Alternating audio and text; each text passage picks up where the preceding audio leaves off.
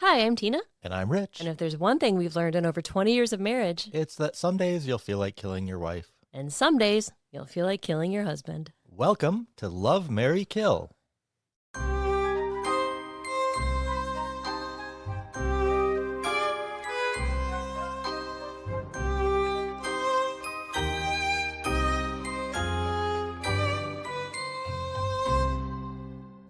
Hello, Rich. Hello, Tina. How are you? I'm doing good. I'm pretty good too. I'm glad to hear that. Yeah, I think spring has finally sprung here in southeast Michigan. It's a beautiful day. Yeah, it is. But no place I'd rather be than right here recording this podcast with you. Same. So you came back for part 2 of Jennair and Mark Gerardot. I sure did. Yeah. So how did you sleep last night? Pretty good. Yeah? Yeah. That's great. How did you sleep? You know, eventually I slept fine, but Clover, the girl cat, is a challenge. And it's so hard because it's taken us years. I think we've had them for about 3 years now. Yeah. And it's taken her a long time to warm to us. And She still hasn't warmed to me. I mean, she does sometimes.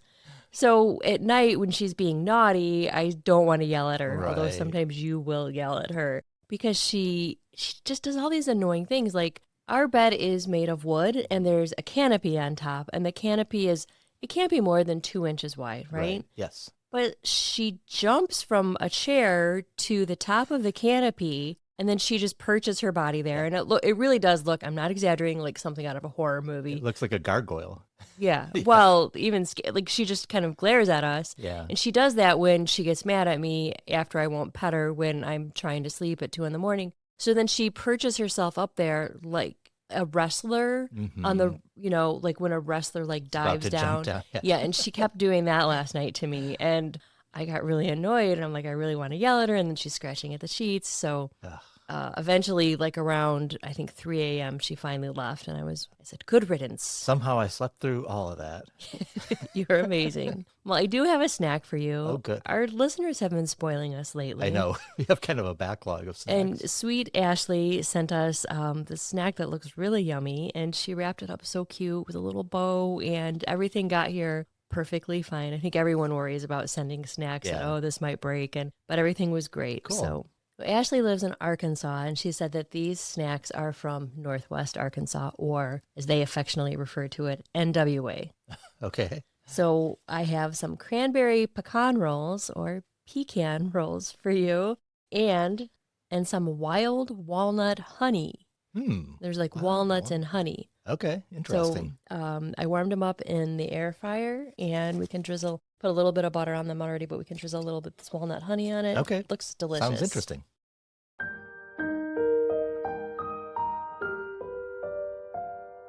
What did you think of the cranberry pecan rolls and the wild honey? I really liked it. It was delicious. Yeah, you and I were talking the other day because we've had a few listeners send us snacks and we're always a little nervous. Like we don't want to dislike a snack. Yeah, we're always like 10 out of 10. It's the best thing I've ever eaten. Yeah, it feels like a little pressure. And I was Because it's so nice of people to like take Oh. time out of their day, and shipping is really incredibly. pricey. So it really is amazing Yeah. that anyone sends us anything. Yeah. And so I was a little nervous about this one because I'm not the biggest nut guy, and cranberries I don't really love. But this was really good. The roll was just nice and light and flavorful, and I loved the honey and the Yeah, it was walnuts. delicious. Thank you so much, Ashley. We really appreciate it. Would you give it a 10 out of 10? I would. And it was nice too because it was sweet, but not like overpowering. Say it. Overpoweringly. Thank you. Oh my gosh, so embarrassing. And it looks like the rolls came from Stone Mill Bread. That must be, they're local to Fayetteville, Arkansas. So, all right, well, thanks again, Ashley. Really quick before we get into the case, I'm curious what you guys do with your cats at night. Because when we had dogs, we put them in a crate, and, that was really good for all parties involved. But with cats, you really have no control. If we kept our door closed, they would definitely scratch at it and want to get in. Yeah, for sure. So I'm just curious what you guys do with your cats. Are you ready to get back to Jennair and Mark? I sure am. Can you give us a brief synopsis? Jennair and Mark Gerardot had been married for 24 years and together for 28, with a relationship marked by its share of highs and lows. Mark, often passive, contrasted sharply with Jennair, who could be more assertive and even aggressive at times. The couple, without children or much family nearby, were content to focus on their pets, which they both adored. However, when Jennair lost her job and struggled to find a new one, her self-esteem began to take a hit. The couple's dynamic shifted as Jennair's sense of identity eroded. When Mark landed a new job in Delaware, Jennair stayed behind in South Carolina to pack up their life and handle the logistics of their move. This gave Mark 6 weeks of bachelor-like freedom. During this time, he and his 33-year-old boss, Meredith Sullivan Chapman, began developing a work crush on each other, igniting an affair that would change everything. As we left off, Jennair, ever perceptive, had begun to sense that something was off with her husband, though she couldn't yet put her finger on it. You forgot a really important detail in your synopsis. Oh, I'm sorry. They both hate bananas. Oh, I forgot about that. And we both love bananas. And people actually pay money to listen to this podcast. Mark and Meredith exchanged their first I love you within a month of meeting. It happened in the car after they just left a basketball game on campus and were inching along stuck in traffic, leaving the parking lot. It wasn't planned. Mark just blurted it out. Meredith didn't hesitate. She said she felt the same way. They had sex for the first time that night, but Mark was adamant their relationship wasn't just about the physical connection. Over the course of their relationship, they only had sex a handful of times. Their connection was more than just physical. What mattered to Mark, what he said really drew him in, was the emotional connection. It felt effortless, easy, like nothing he'd ever felt before. The pregnancy scare soon followed. Mark's panic was instant, visceral, but when the test came back negative, an unexpected sadness settled in. For a fleeting moment, he'd allowed himself to picture it, tiny hands clutching his finger, Meredith's laugh echoing through a sunlit kitchen. With her, fatherhood felt tangible, even thrilling. It wasn't like the hollow, maybe someday, Jennair had dangled for decades, a future that always seemed to retreat like a mirage. This could have been real, and part of him wished it was. So remind me, I don't know if we talked about it in part one, but did Jennair not want to have children, or were they unsure that they wanted to have children or not? I think they'd wanted children, but they were kind of on the fence about it, and then time just kind of passed, and they had a couple of moves, and I think it just never happened for them. Okay. Jennair planned to join Mark in Delaware in time for Christmas. He flew back to South Carolina on December 16th to help her pack up the remainder of their belongings. She drove the moving truck while he drove her car to Delaware. During this long drive, Mark called his best friend, Mike, to talk about Meredith. They'd been friends since high school. Mike was the only person that Mark could really confide in. Mark was torn. He was deeply worried about hurting Jennair. He didn't want to cause her pain, but he also couldn't ignore how strongly he felt about Meredith, how excited he was about a future with her. Do you remember Mike and Mark? They went to Berlin, right? Yeah, yes. And Mike really didn't care for Jennair. Yeah. Mike didn't hesitate. Follow your heart, he told Mark. You haven't been happy in years. Maybe this is your chance to be. It wasn't the most morally sound advice, but it came from a place of honesty. Mike had seen Mark's unhappiness up close. He knew how difficult Jennair could be and how disrespected and dismissed Mark often felt in his marriage. And the truth was, Mike had never liked Jennair, and maybe deep down, Mark knew that Mike's dislike for Jennair made it easy for him to say what Mark already wanted to hear. Jennair sensed something was off almost the moment she arrived in Delaware. It wasn't just the possibility of an affair, though that crossed her mind. It was the way Mark carried himself. Distant, guarded, defensive. His energy had shifted. After 2 months of living on his own, he'd grown comfortable with his newfound freedom. She confronted him. What had changed? Why did everything feel different? He kept brushing it off, insisting nothing was wrong, until she snapped and screamed, "Just say it, you fucking pussy!" And he did. Quote, "I want out. I want my independence." The words hung in the air, irreversible. He tried to walk them back immediately, but it was too late. At that moment, every alarm in Jennair's mind went off at once. Since Mark had moved to Delaware and worked with Meredith, he talked about her non-stop, how professional she was, how he was learning so much from her, and how upbeat she always was. Jennair had filed all of this information away until now. She knew deep in her gut that Mark was having an affair with Meredith, but he adamantly denied it over and over and over. So Mark had this 6 weeks all to himself. Mm-hmm. Is that a dream come true for any man? Not for me. I don't know. I don't know what you're talking about, really. No, it would be a fun little vacation to be on your own for a few weeks, but 6 weeks is a long time. I would miss you greatly. Jennair was nothing if not resourceful, a woman scorned and all that.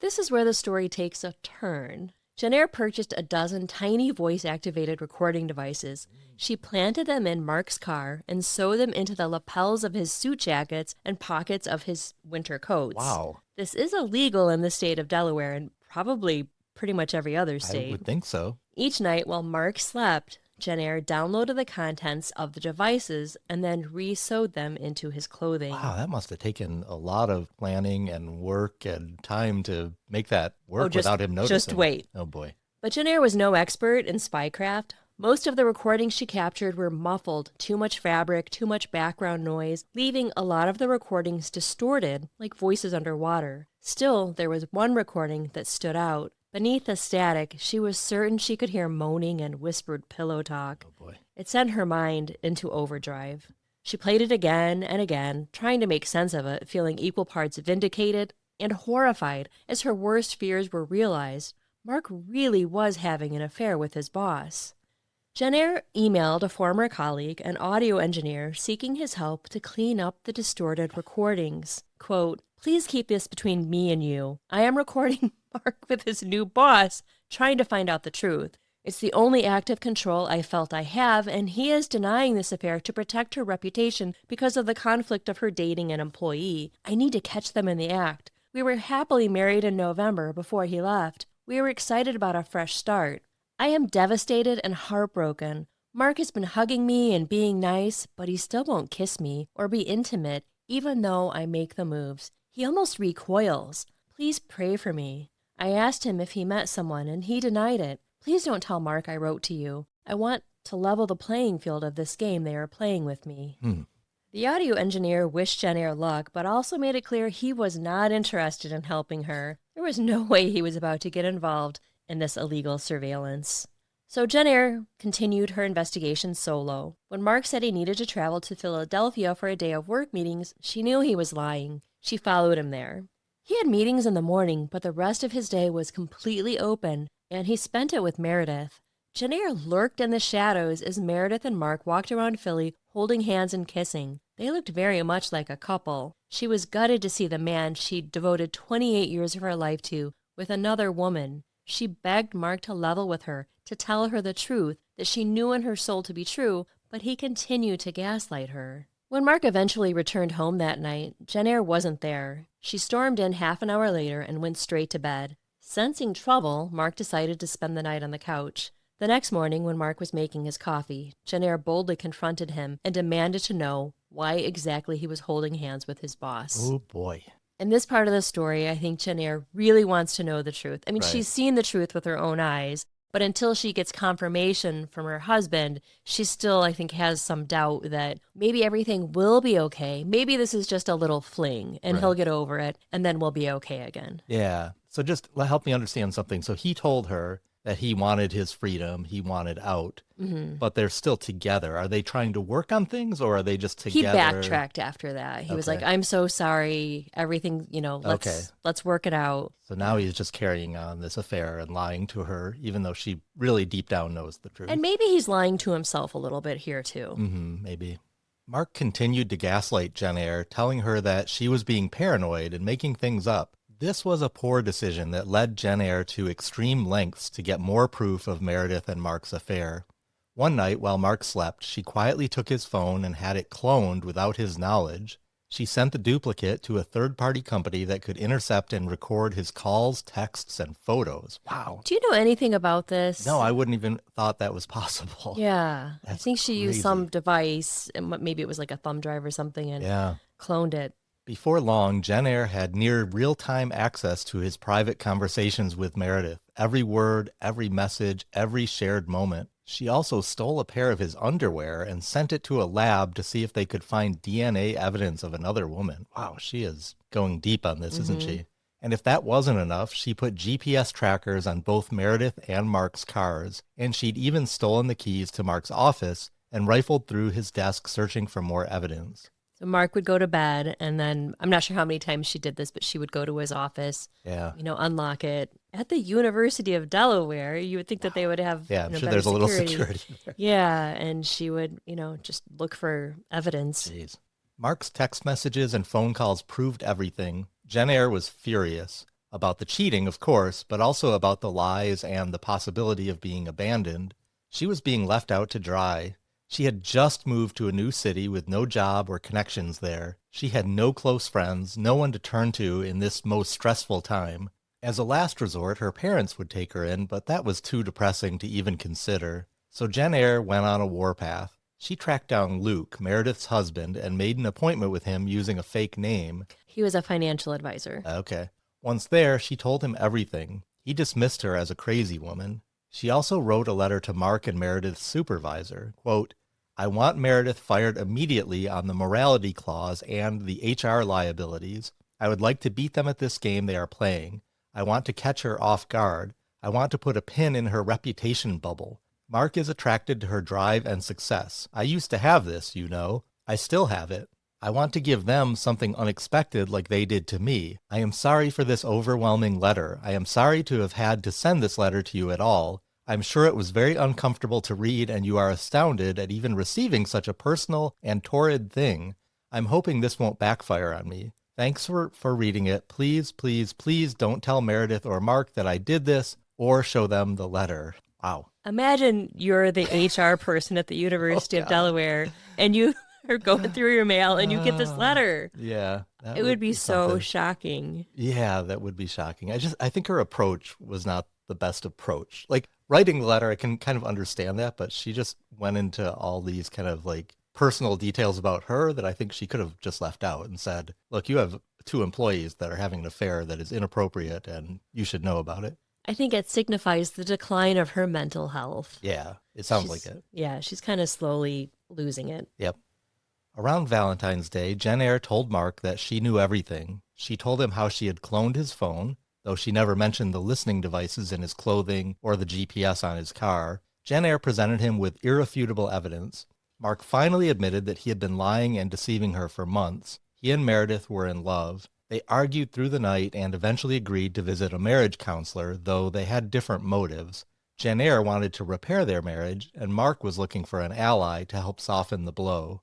Jennair's takedown attempts succeeded in their intended damage. Luke Chapman was slow to accept the truth of Meredith's infidelity, but he was eventually convinced by the onslaught of evidence which Jennair kept emailing him. He filed for a quick divorce, and an HR investigation was launched by the University of Delaware. In the meantime, Meredith and Mark would no longer be working together. This didn't stop the affair, of course. It just made Meredith and Mark's lives a little bit harder.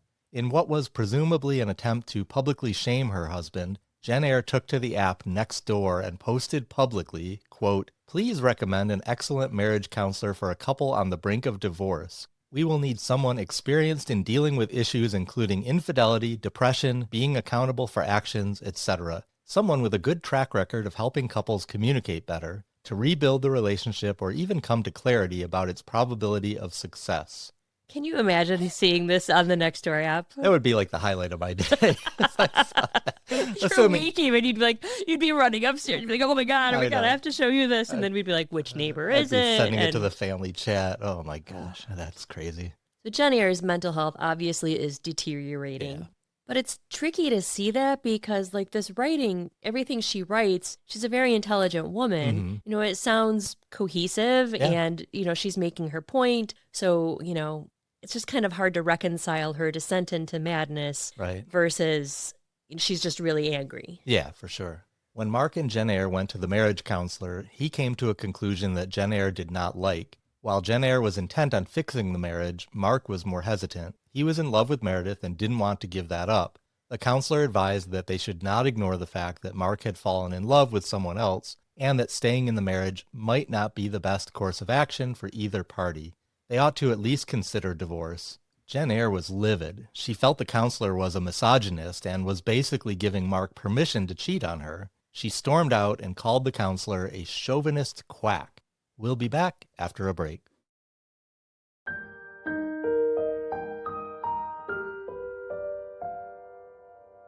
Even though he had initiated divorce proceedings and was convinced by all of the evidence, Jennair was still emailing Luke, constantly, borderline harassing him. She kept updating him on Mark and Meredith's activities.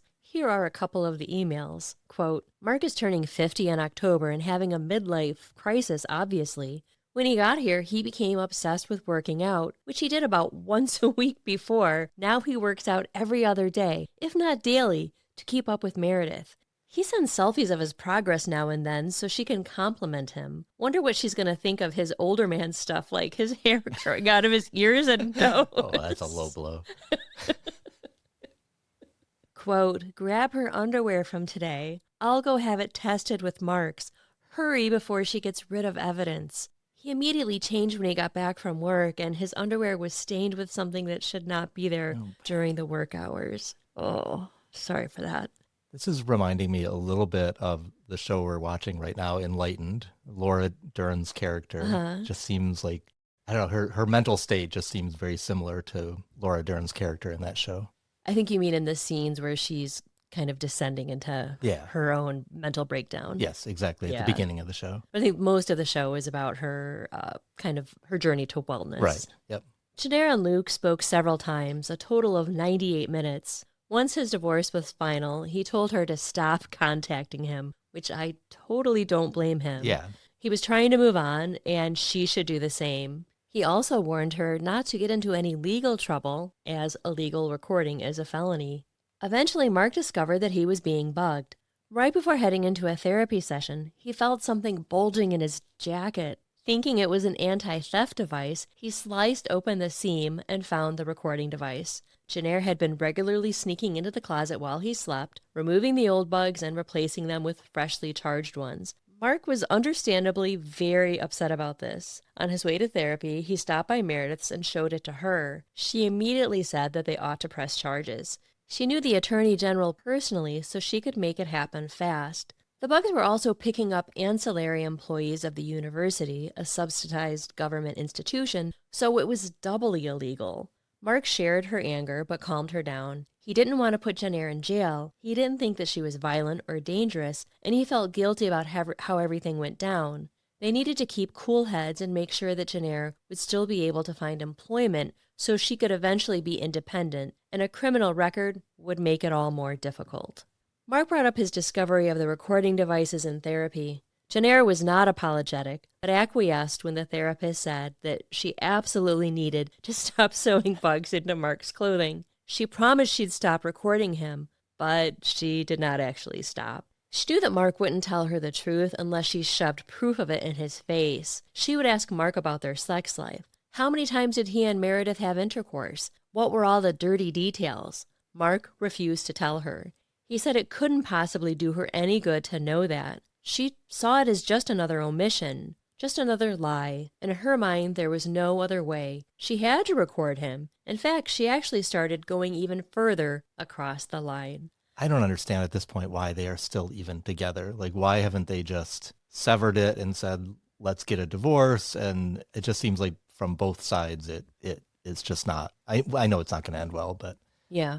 I know when women are being cheated on, they want to know every detail. Like, this is normal behavior. They want to know how often, was it better? Why do you want this woman? I know that, some of the things that Jennair is doing are normal in this case. Yeah, for sure. Mark handled the situation about as poorly as any person could. Basically, he didn't know what he wanted. He was scared of hurting anyone's feelings or breaking any hearts. He actually wanted both Meredith and Jennair. He wanted to keep living this double life. The indecision drove Jennair nuts. It became this endless circle. She would eventually get so tired of the stress, she told him to choose between them, and he would say, quote, well, if you're gonna make me choose, then I want Meredith. She'd then beg him not to leave her, and they'd go back to this unsteady truce. This cycle wore Jennair's psyche down. Before this, she was never stable per se, but she was functional. After going through Mark's affair, something snapped. Well, I can concur that Mark handled the situation about as poorly as anyone could. Mm-hmm.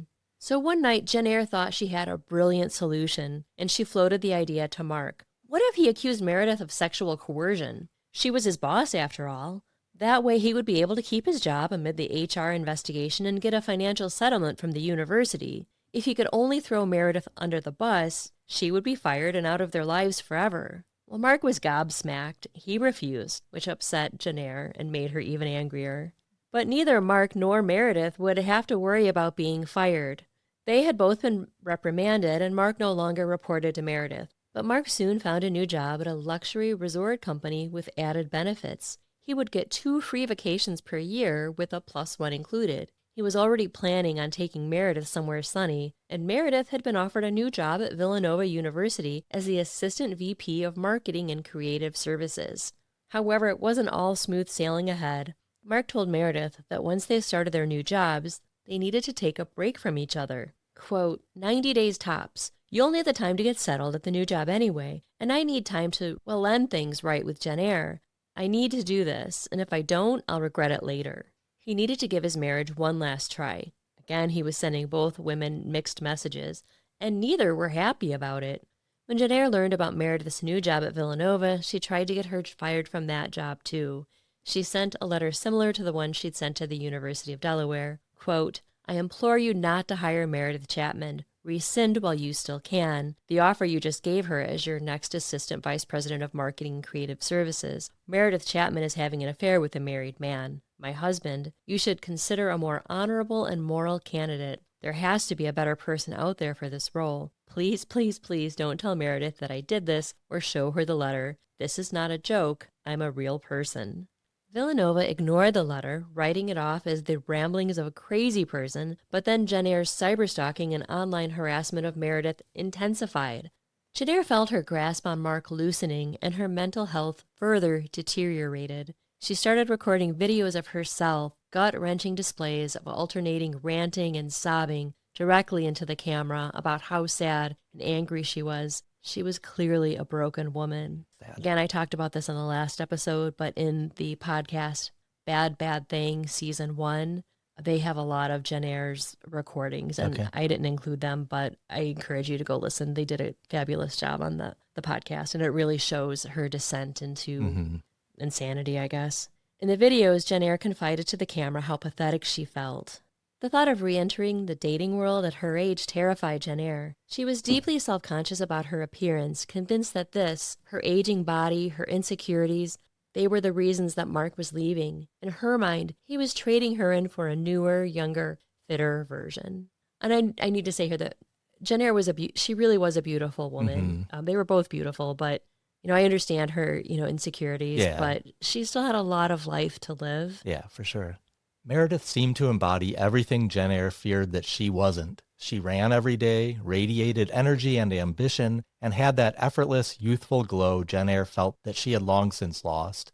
It felt like an unfair competition, one she never had a chance of winning. Jennair saw herself as someone with no real skills, no future without Mark.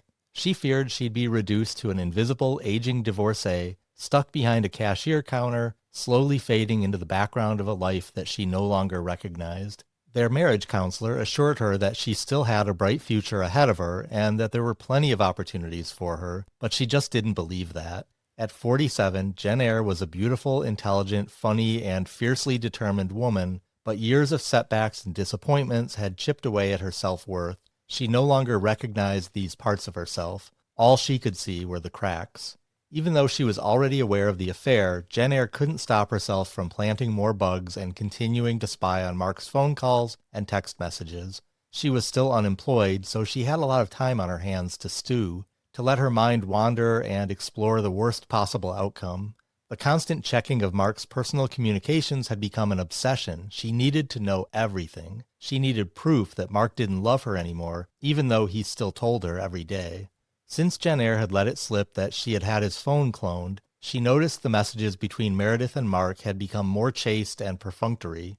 It was fishy to Jennair. One night while Mark was sleeping, she lifted his finger to his phone and unlocked it. She found a new application that she had never seen on his phone before. Snapchat. Oh boy.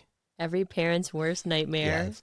These were communications that the cloning company couldn't trace. Jennair discovered explicit photos, intimate, suggestive images exchanged between Mark and Meredith. Alongside them were passionate declarations of love, raw and breathless, the kind of words that once might have been meant for her.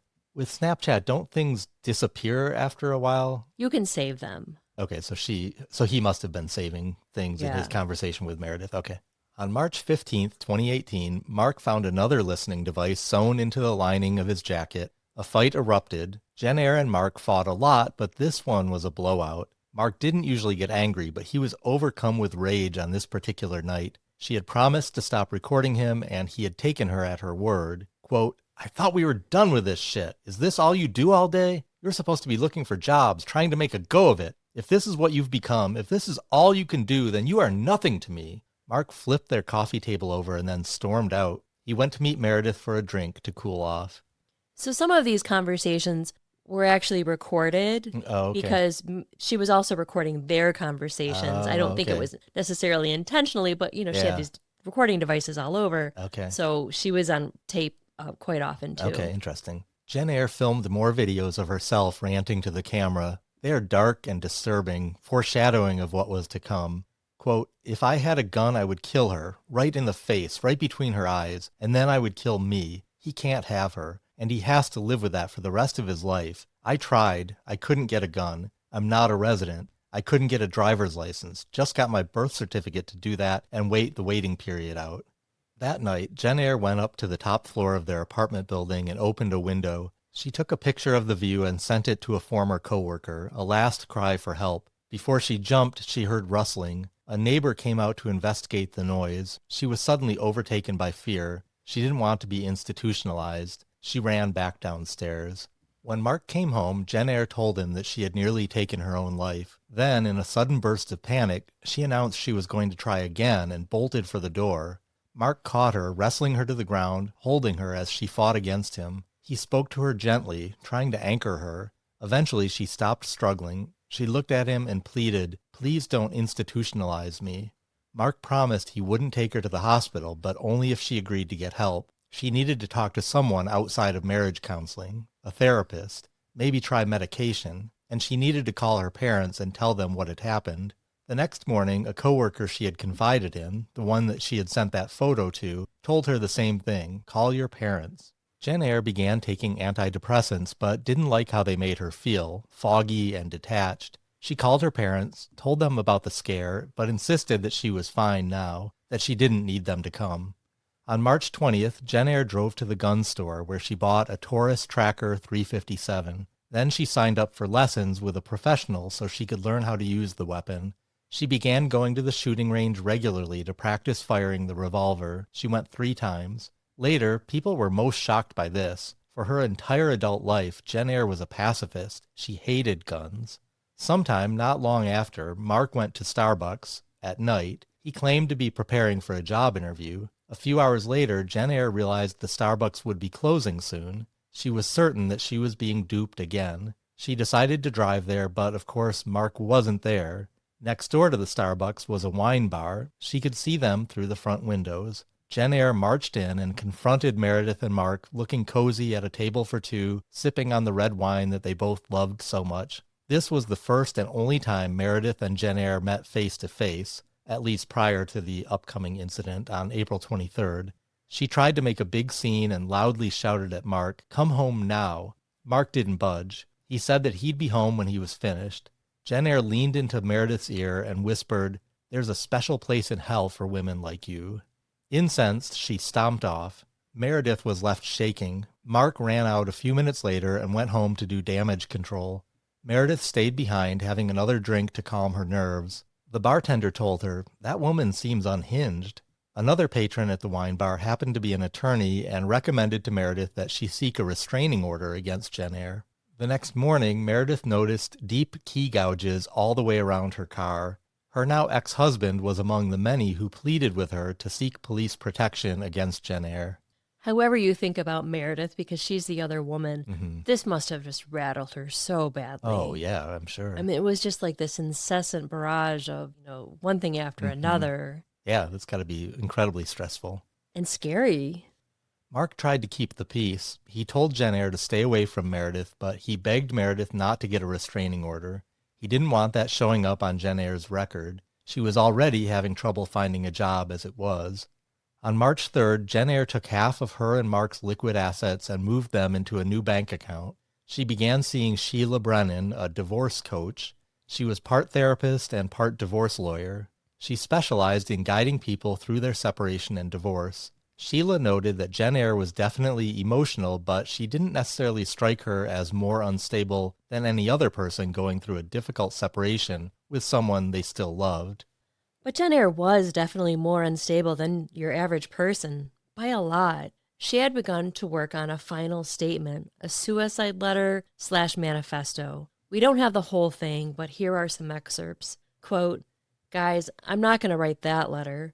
The kind that looks back on our lives together and great memories and how much I'm sorry for doing all these things. I'm sorry if you need it. I lived a lie this entire marriage. I feel so foolish for devoting my entire life to it now. I'm here because I was so stupid in love and careless with my own life, and I have nothing left to give. I just want to be gone. Clean slate. This uphill road trying to just survive and heal and even assume I will find a great love again is bullshit. I don't have a chance in hell. We all know what happens to older wives. They hardly ever get their lives even close to what they once had, and usually live a lonely life. There's no great love that comes afterwards.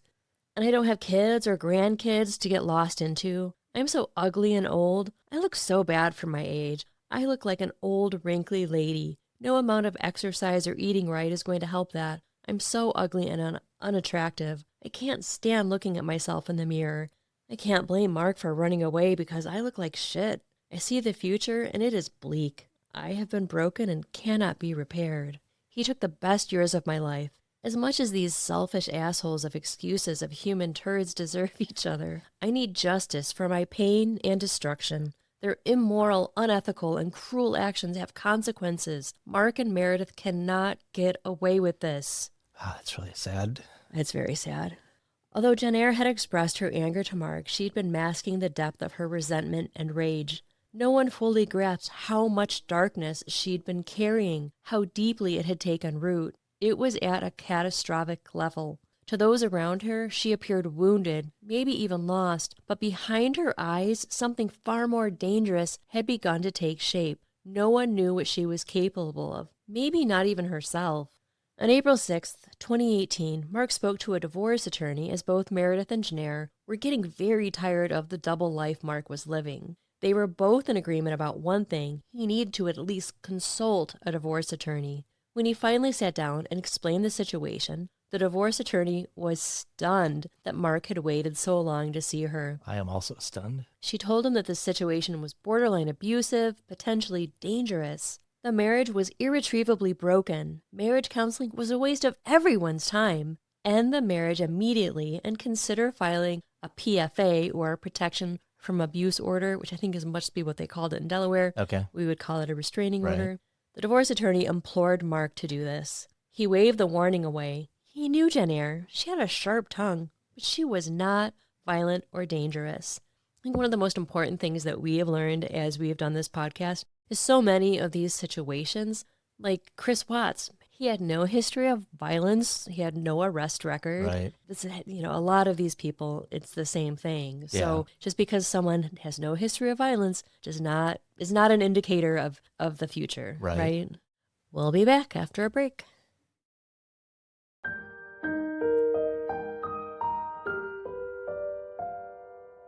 This episode is going to be a little longer, I think. So we have halftime snack.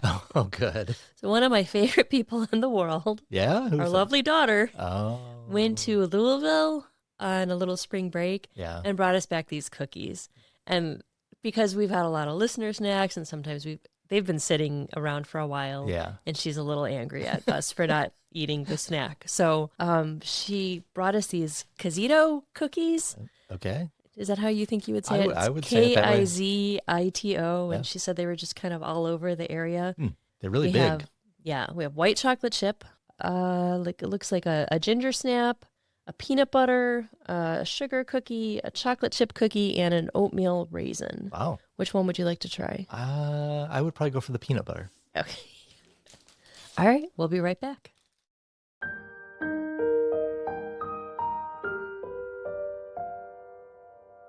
Well, that was a very good little cookie. It was really good. Which is not little. On the back, it says, "My name is Elizabeth Kizito. I was born under a banana tree in Africa.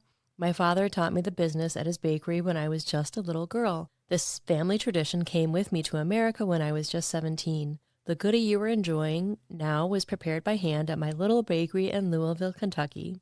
Try the other scrumptious treats our family whips up every day. We mix my father's legacy into every single batch. Thank you. Yeah, it was really good. That's lovely. Yeah, very good. If you were in the Louisville area, I would definitely grab a cookie. Well, thank you, lovely daughter, for thinking of us while you were on your little trip. While he didn't file a PFA, the attorney finally convinced him to file for divorce. But Mark had to wait for May when he met Delaware's 6-month residency requirement. When he left the attorney's office, Mark called Meredith, who was thrilled to hear he had finally made up his mind. Next, he called Mike, who was also very happy for his friend. Mike thought Jennair was terrible for Mark, and he was relieved that the toxic relationship was finally coming to an end. So this was part of the problem, I think, that they had both moved to the state before they had residency. So even if Mark had wanted to file for divorce, he wouldn't have been able to. That's interesting. Yeah, I didn't realize there was a time period that had to pass before you could do that. When he broke the news to Jennair, she didn't react how Mark had anticipated. She cried when he told her, but she seemed resigned to the fate. She sat him down the next morning and set some terms for the remainder of their time together prior to actually filing the divorce paperwork. She called it the wind-down period. They would continue to live together until their lease ended on May 31st. They would spend as much time together as possible. They would go for walks, watch their shows, and have dinner together. She wanted him to keep his contact with Meredith to a minimum, and anytime he was going to see Meredith in person, Jennair insisted that she needed to know when it was happening. Mark agreed to all of the terms, relieved that Jennair seemed to be taking it so well. He only took issue with her last demand. She wanted sole custody of their dog Huck and their cat Gypsy. He didn't care much about the cat, but he loved Huck and didn't want to live without him. They argued fiercely, but eventually Mark relented. He was so tired of living with Jennair that he agreed to it. He would trade Huck for his freedom. Kind of seems like the least you could do, Mark. Right? What Mark didn't know was the night before, while he slept soundly on the couch, Jennair had stood over him with a gun in her hand and filmed the moment. In the video, the barrel was aimed at his head. She pulled the trigger. The empty click rang out into the quiet room. The gun wasn't loaded, but she continued to pull the trigger over and over, living out her fantasy of ending his life for the pain he'd caused her. Wow. In addition to seeing her divorce coach, Jennair also went to a support group for divorced women. She came back home crying. Consistent with such experiences throughout her life, Jennair hated all the women there and couldn't stand the idea of becoming one of them. Her identity was so tied up in her relationship with Mark, the idea of being a divorcee was very upsetting to her. She called her Aunt Rose, who had long since been divorced. Jennair asked her, quote, "How long did it take you before you felt better after the divorce?" Aunt Rose responded that it took her 10 years before she felt herself again. This was not what Jennair wanted to hear. She didn't have 10 years to waste. A plan had been taking shape for some time in Jennair's mind, but now it solidified into the only path Jennair felt she had left. There was no turning back. She went to Kohl's and purchased a black hoodie, black joggers, and matching running shoes, reminiscent of the time she dressed in all black to free the trapped squirrel from the clutches of her neighbor. This wasn't a rescue, though. Jennair also purchased a black wig and rented a sleek black Cadillac. Without Mark or Meredith knowing, she had placed a tracking device on Meredith's car weeks earlier. That's how she found her new address in the upscale mainline neighborhood of Philadelphia. Mark had even helped Meredith move in just days before. Jennair drove through the area more than once, carefully studying the streets, watching the patterns of Meredith's neighborhood. She wasn't just gathering information, she was plotting. Here's more from Jennair's manifesto that was now 12 pages long. Quote, "Mark has become quite defiant and acrimonious and near violent in his attempt to be with Meredith and start his life with her. He hates me so much now and is becoming so mean. He's now calling me a lazy freeloader with no intention of getting a job and taking full advantage of him. The alimony discussion turns him into a violent freak. He's gonna screw me. I need to make my own justice. It's the only way to set me free of this pain. It really is. He did this to me. He cannot get away with his unspeakable treatment. He is so inhumane that he deserves to be hurt in return. He cannot have a beautiful, exciting future and life with her at my expense. He does not get to replace me.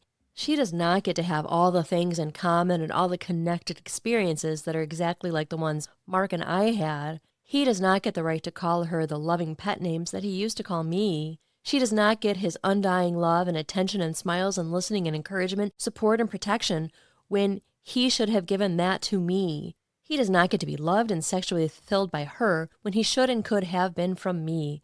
I hope his dick falls off from her skanky mess. Oh. My spirit is gone. Don't you people understand that? I'm not worth it anymore. I have nothing left to offer. Let me go. She's a parasite, a blood-sucking, life-sucking parasite, and she needs to be destroyed. It's all I can think about. I just want to blow her face up and destroy her. I want Mark to have the lasting memories of the visuals of us both like that. It's all I dream about. I was scoping out her house. Her house is situated weird, in the back behind other houses, with a long driveway and has a lot of windows that I might not be able to do if they are as I wanted. I really can't hide while they're surprise them without getting caught. I can't have them see me and call the police before I can do what I need to do. I may need to do a Phil Bryn Hartman if I run out of time, which sucks because Meredith needs to be erased, and Mark should not get off that easy. So when she says she wants to do the Philip Bryn Hartman, I think she means like she would, Kill him, kill him and then kill herself. herself. Yeah. It goes on like that for a while. She's kind of talking in circles, repeating over and over how much she hates Mark and Meredith and how she saw what was about to happen next as a form of justice. She was consumed with getting justice. One of the more disturbing aspects of the letter, other than all of the murder talk, which is pretty disturbing, was about her cat, Gypsy. Quote, please, if nothing else, get Gypsy. I know you will be appalled at my request, but please, as lovingly and peacefully as possible, please put her to sleep. This request is an act of love. I'm Gypsy's human, her only human. We are utterly bonded like no other creatures, and she will be beside herself without me. I cannot tolerate the thought of her being with any strangers and without me.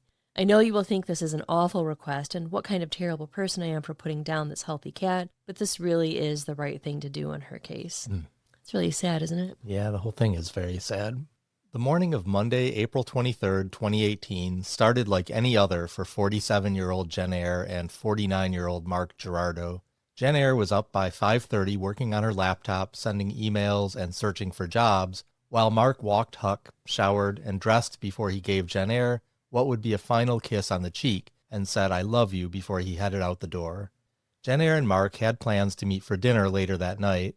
Mark's first stop was Starbucks. He bought 2 coffees, one for himself and a grande blonde roast with extra soy for Meredith. He texted her that he was on his way with coffee. Meredith texted back, quote, huge boyfriend points. Love you. Can't wait to see you. Mark only had a couple of minutes to spare, but seeing Meredith at the start of his day felt worth every second. They had both started their new jobs the week before, so neither of them could be late. He couldn't have known it would be the last time. In the years that followed, he would hold on tightly to the memory of that brief moment, their final kiss, grateful that he had seen her on that day.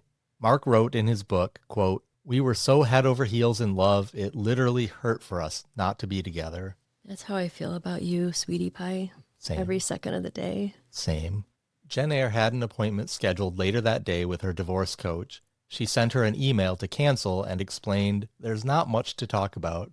Then Jennair did laundry, cleaned the apartment, and made her and Mark's beloved golden retriever, Huck, his special food, boiled chicken hearts and intestines, turmeric, wild rice, and Brussels sprouts. She carefully portioned the food into 7 containers and put it into the refrigerator. Her last task was to put her financial papers in order and finish writing a 12-page letter to her family explaining why she did the horrible act that she was determined to accomplish later that day. At about noon, Jennair set out on her final errands wearing a dark wig, black joggers, a hoodie, and black sneakers. She went to a deli that she had been wanting to try for a while and bought an $18 lunch. Then Jennair went to the shooting range one last time and spent an hour perfecting her aim. At 1:49, she called Spytech's technical support line. She talked to them for 28 minutes. We'll never know why she called and what was discussed, but she had purchased a GPS device from them for $500. At 2:40, she got gas and then had a 3-minute call with her mom. At 3 p.m., she drove to Meredith Sullivan Chapman's house. She parked her rented black Cadillac 2 blocks away. To gain entry to the house, Jennair brazenly broke a glass panel on the front door, reached inside, unlocked it, and stepped inside. She found a broom and dustpan and carefully cleaned up the shards of glass. Nobody would have noticed, as the door was covered by an enclosed porch.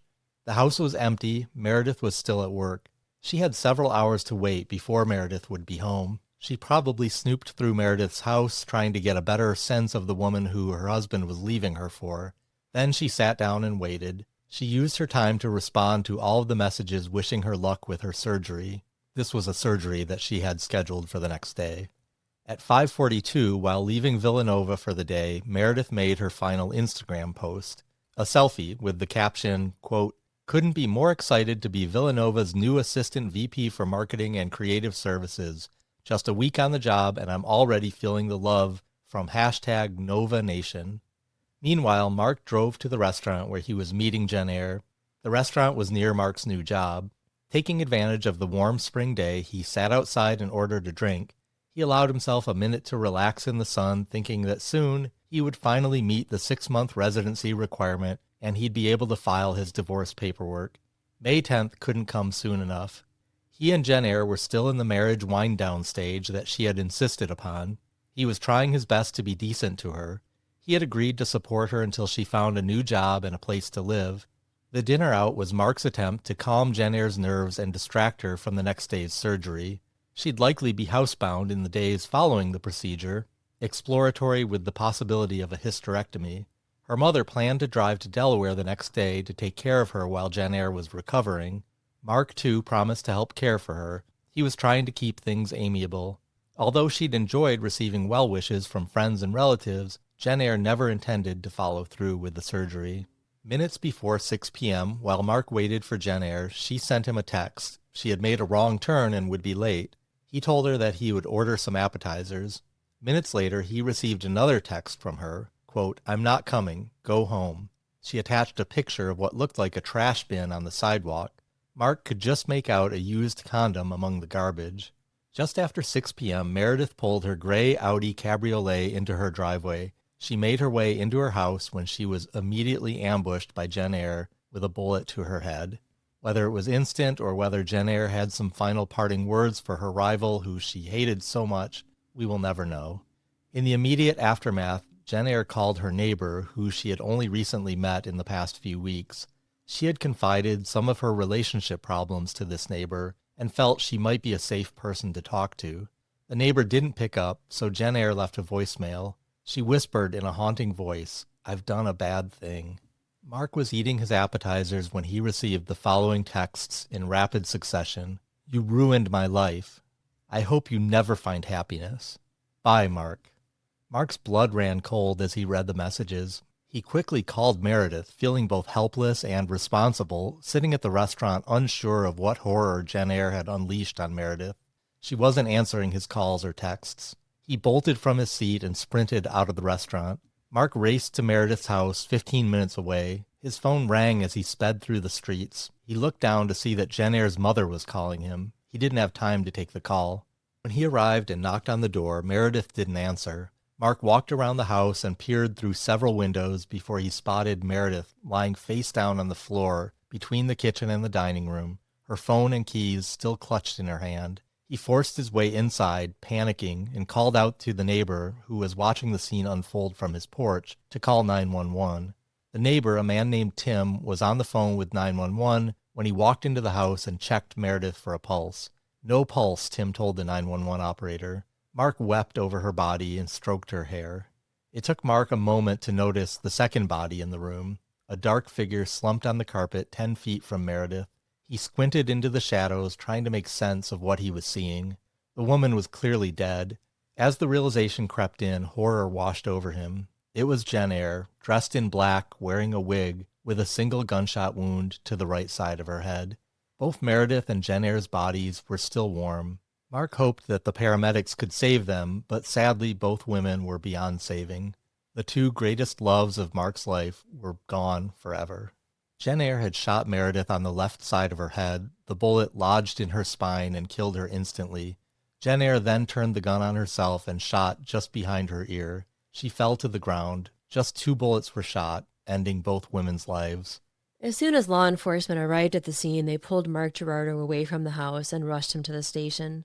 In those first chaotic moments, police believed they were dealing with a double homicide, and Mark, the husband, caught between 2 women, was their prime suspect. Mark was held for questioning for 7 agonizing hours, confined to a small, airless interrogation room. Left alone for hours at a time, he was crawling out of his skin. He begged the detectives to leave the door open so he could breathe. He was admonished after he'd wandered into the hallway to sit on the floor, unable to tolerate the close room any longer.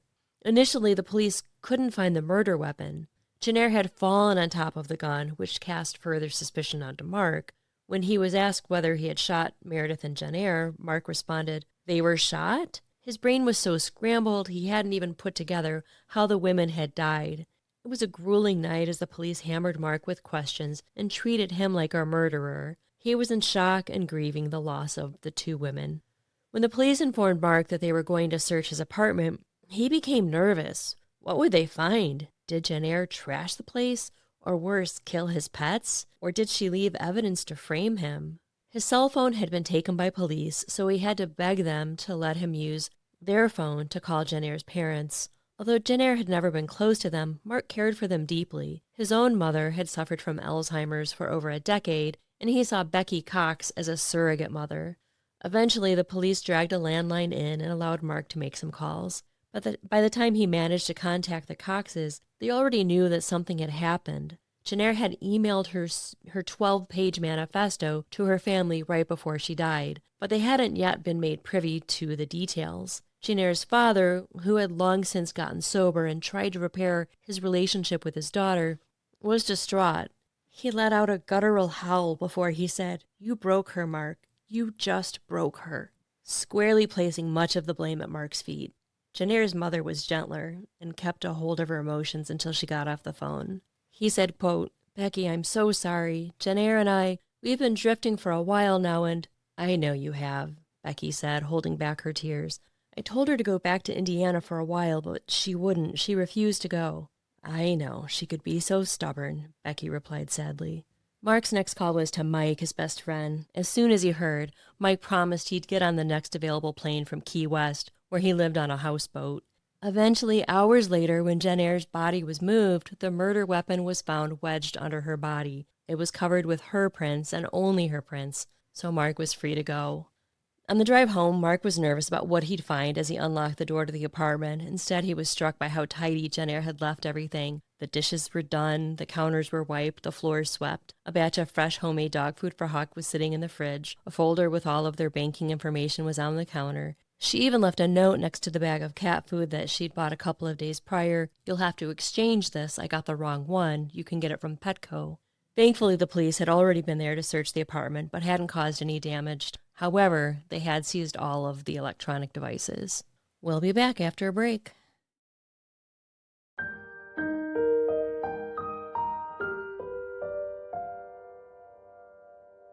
Mike came to stay with Mark for the following week. They spent most of their time in a wine-drunk haze, hiding from the press, who had swarmed Mark's apartment building as soon as they got wind of the story. They checked into a hotel for the week. The headlines did not make Mark look good. Husband's affair leads to murder-suicide. Former upstate man's affair leads to ambush killing. Pennsylvania wife ambushes husband's lover and kills herself.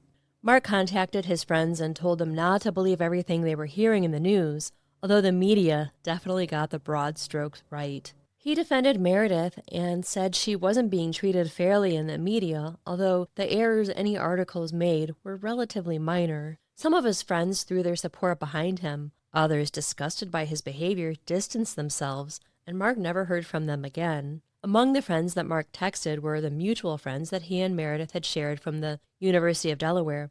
Days later, Mark was contacted by the University Police Department and told that he needed to stop harassing his former co-workers. Mark had lost much more than the two women he loved. Would you turn your back on a friend in this situation? I don't think I so. I mean, would. he definitely bears some responsibility for what happened, but ultimately it was Jennair that did what she did, so I don't think I would abandon him. Meredith was buried soon after the incident. Mark was not welcome at the funeral. Jennair was cremated. Mark picked up her ashes and then gave them to her aunt.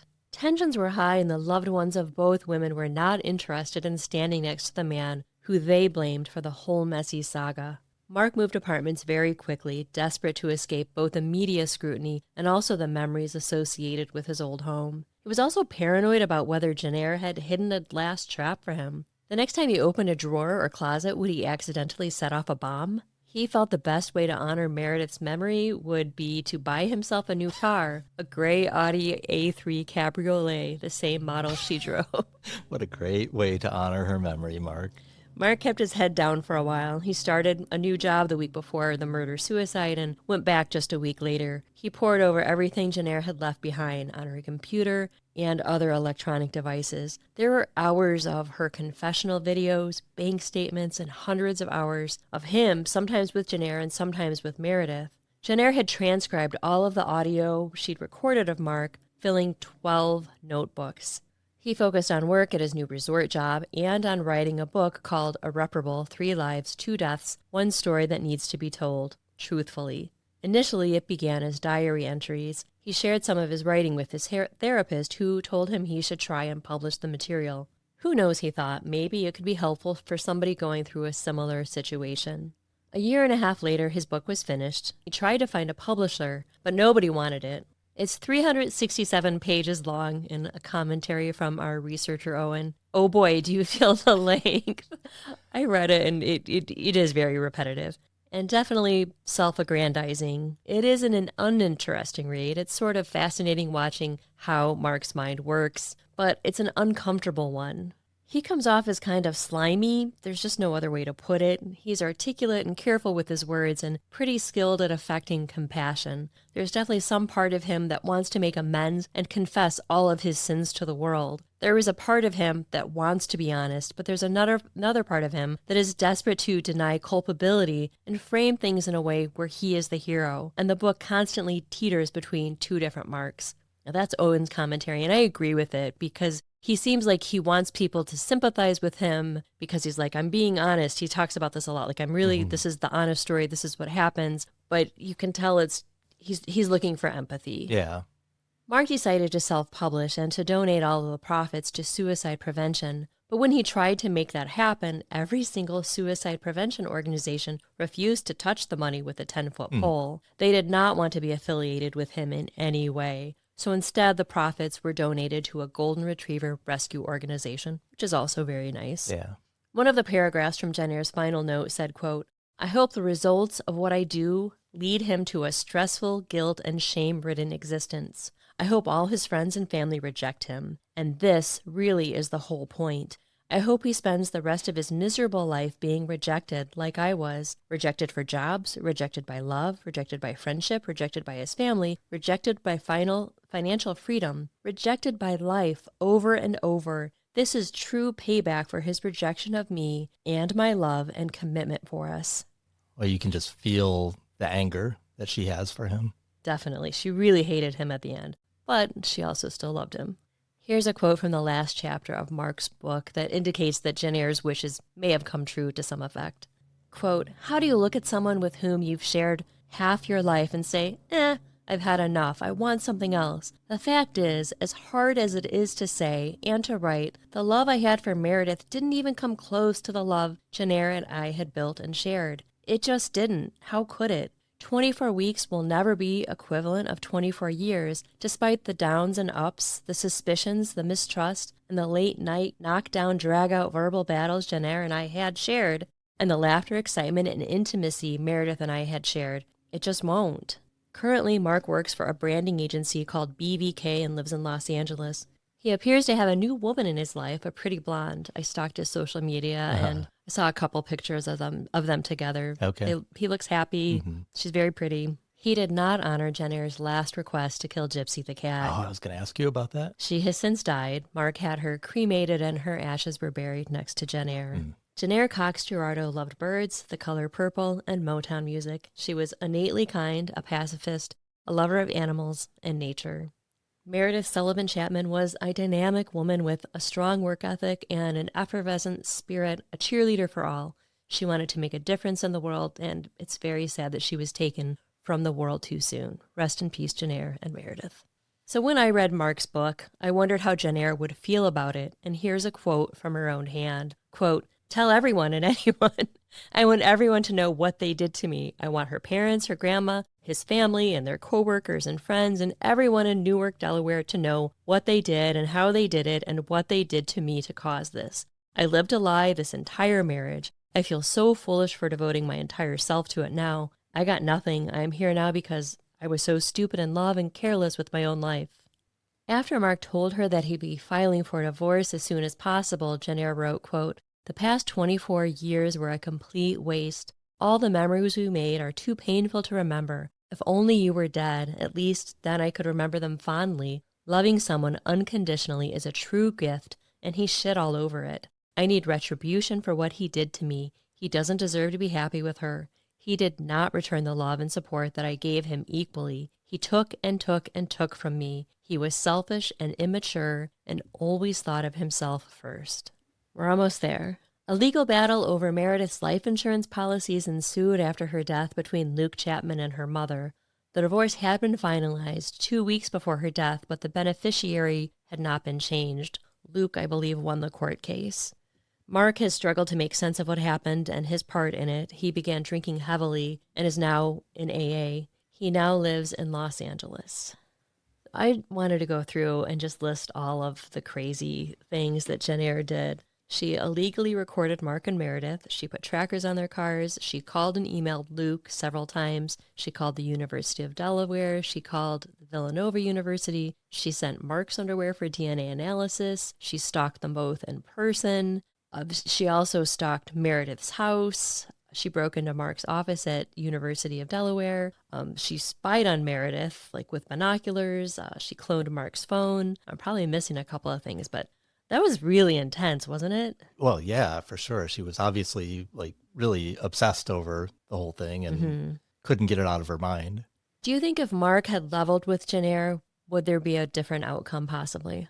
I mean, for sure, there possibly would have been, and it would have been a much better approach on his part to just, level with her and get it on the table and make a clean break of it. It just seems like he was so indecisive. He kind of wanted the best of both worlds. He didn't want to leave Jennair behind, but he didn't want to leave Meredith behind either. And so, like we talked about earlier, he handled the whole thing really poorly. And there's no way to know if there would have been a different outcome, but there certainly would have been a much better chance for a different outcome if he had been much more upfront. Yeah, definitely. So you think he was culpable? He has some blame in this.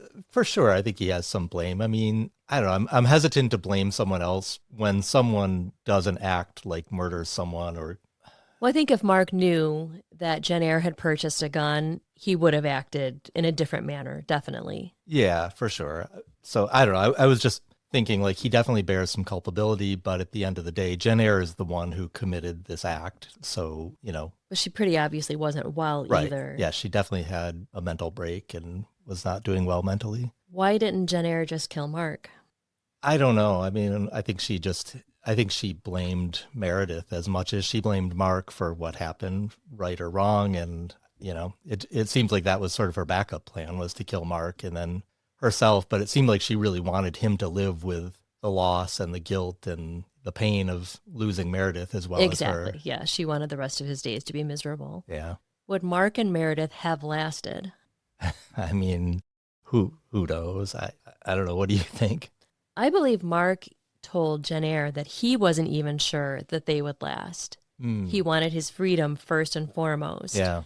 Meredith had moved to this new house, and Jennair and Mark still lived together. I think that was part of the problem, is Mark was still going to have to be financially responsible for Jennair. Right. But he was not going to move in with Meredith. He was going to get his own place. Okay. And then Jennair was going to get her own place. So although he and Meredith were in love, he was aware enough to know that he shouldn't jump right into, like a serious relationship with Meredith. Right. He did say, I need to take some time. Yeah. So I think he did have some doubts that the relationship would run its course, and he did worry about the age difference too. Jennair said in the Bad Bad Thing podcast in a conversation, she said something about how he had some some neck issues or something, and she was giving him a massage one night, and Mark said, "Oh, Meredith can't do it like you can." Interesting. Well, it even sounds like there was one passage from his book that you read that it sounded like maybe it was hindsight, but he was talking about the fact that he and Meredith could never have had what he and Jennair had together. So even in that, it sort of sounds like he was not necessarily thinking of Meredith as like his lifelong partner. I think you can look at the situation and say Mark was just scared to make the jump. Yeah. But I do think that he was conflicted, that he did still love Jennair, which is kind of crazy. Like all the things that she did. Right. Like if I did even 2 of those things, I think you'd be like, girl, Oh yeah, you're that would be crazy, like I'm a out. huge red flag. I would be like, Yeah, he did keep making excuses for her.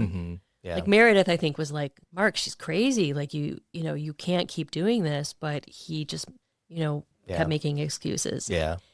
If there's one thing that I can give credit to Mark for, it's that most men I don't think would think about it this much and realize, like, we've been together for over 20 years and you can't get that back. That time that our history together is important. It's part of who you are. It's part of who I am. And Mark, I think, really did understand that. Yeah, for sure. One thing I was thinking about is how much, like, their move to Delaware and her being unemployed, like the timing of the whole thing was really bad. And I was wondering how much you think like that contributed to this as well. Like if he had been, when they were settled in, was it North Carolina? South Carolina. South Carolina. When they were settled there, like she probably had friends and had a life. And if he had sort of been up front and kind of ended things when she still lived there, if that would have made a difference. That was actually going to be my next point. That's one of the things that makes me most angry is having Jennair move to Delaware was really unfair. Right, yeah. Like she could have stayed and not been, and she wouldn't have been as immersed in the situation as she was. I mean, she wouldn't have been able to do the spying that she did and, all those other things. So yeah, that was super unfair of him to not just level with her and be like, hey, you stay here in South Carolina. And another thing in the podcast and the book, he talks a lot about how, at 47 years old, what could she expect from life? And it was how she saw herself too. Like there was, not much life left to live. And that really breaks my heart because really sad. 47 is really not 57, 67, 77. Like it's just, you always have life left to live. There's always things to look forward to. Yeah. And sure, you might not look like you did when you were 22, but gosh, she's still a beautiful woman who had things to offer. She loved animals so much. I wish that Mark would have encouraged her to, go work at a veterinary clinic. Right. Yeah. Get her a puppy or, just have her volunteer at the Humane Society. There are things that I think that she still could have gotten joy out of life. Yeah, for sure. Yeah, that is one of the things that was saddest listening to you telling the story of this case is just her feelings about herself and her feelings like that she had no opportunity to make a new life. And it is just so sad that someone can get that stuck and feel like they just have no options, We should never diagnose anyone with a psychological condition, but Jennair definitely has some markers of borderline personality disorder. I'm going to read you a few of the characteristics of that. Intense mood swings, fear of abandonment, unstable relationships. And if you go back to Jennair's childhood, she had few friends in her life. Chronic feelings of emptiness, distorted self-image, disassociation or paranoid thoughts under stress leading to a sense of detachment from reality, and self-harm. For people with borderline personality disorder, one of the worst things that you can do to them is tell them that you're going to leave. The fear of abandonment is just part of who they are. It's like anchored into their souls. Interesting. Borderline personality disorder is one of the more common psychological dysfunctions. It affects about 2% of the general population, and therapy and medication can help. It affects women more commonly than men, and it's vastly underdiagnosed. Interesting. In the Bad Thing podcast, there's a psychologist who the host talks to, and she helps her guide her through all of this. And in the first 5 or 6 episodes, she breaks down the personality traits and behaviors of the people involved in this case. And the host wanted the psychologist to meet with Mark, but Mark was offended by some of the words she used to describe him. She called him a narcissist.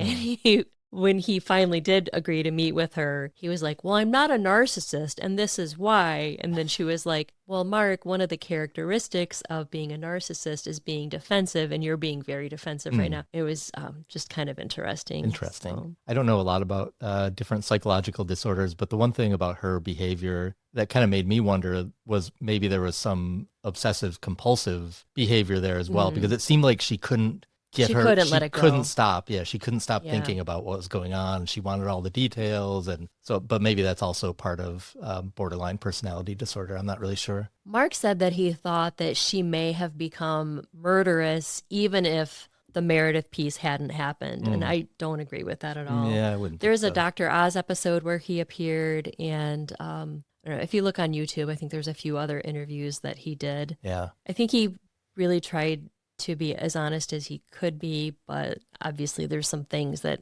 he was probably holding back a little bit. Yeah, I'm sure. I think he wants the public to sympathize with him, Right. and I think that's just really Probably hard not to do. going to happen. Yeah. Yeah.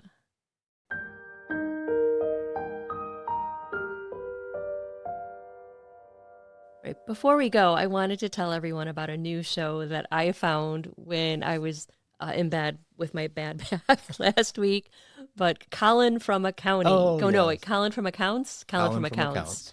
It's from Australia, so our friends in Australia hopefully are probably already watching this, but it's so funny and sweet. I really loved it. I really like it too. I'm almost through the first season, and it's very just a sweet show. It's a little funny, naughty.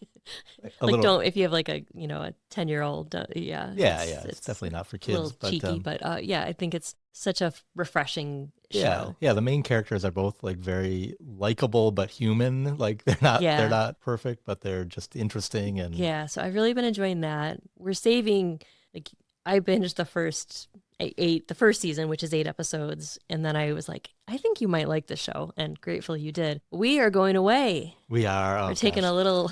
I'm so looking forward to spending You a need few a days break. away. You've been working so hard. Yeah, we are going to take a 4-day weekend next weekend and Yes. go up north, Going up north. going up to Traverse City. Yeah, we're excited. We were going to go south to try to hit a Buc-ee's, but we Your obsession with Buc-ee's will have to wait for a little bit everyone longer. keeps sending me pictures from their Buc-ee's runs, and it's making me really sad. Actually, we have some snacks I was coming gonna up say, from Buc-ee's. my sister sent us some snacks. And so did our friend Sam. Yeah, so Yeah. we have double. We got good connections to, even if we can't get to Buc-ee's ourselves. We sure do. And last weekend we saw Sinners at the theater, Yeah. and we just wanted to get out. I had no idea what that movie Yeah, I was. didn't know anything It was about such a wild ride. I loved it. I did too, and I would recommend if you don't know anything about it, go see it without reading anything about it because it's really just It's kind of I don't want to give anything away. Yeah. But it might not be for everyone, but we both really enjoyed it. Yeah. We hope you do too. I just remembered something that I forgot to mention. Jennair really did love animals, and Meredith had a dog. She loved her little white dog named Indy, and before Jennair did anything, she put Indy in a room and closed the door behind her to make sure that Indy was safe and didn't have to, see what was happening. okay. So I thought that was kind of sweet. Yeah. Well, thank you to Amy for recommending this case. Thank you to Ashley and Emma for the snacks. Well, let us know on Spotify or social media what you think about this case. And please go listen to the Bad Bad Thing podcast and let me know what you think of that too.